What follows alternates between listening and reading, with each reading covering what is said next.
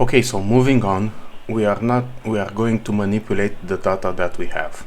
Now, there will be times when you accidentally delete some data or you update the wrong column or so on.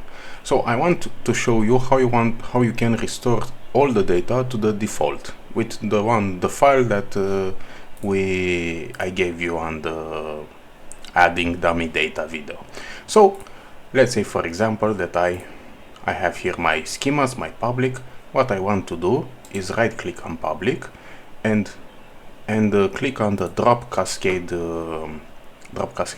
button, and this will basically drop all the tables, all the relationship between them and everything, and I will type yes. And after that I'm going to right click, refresh, and I'm going to create a new schema. I'm going to put public, and then I'm going to right click this and type restore, and I'm going to go to my file, which is the DVD rental file. I'm going to type restore, then I'm going to wait, right click, refresh,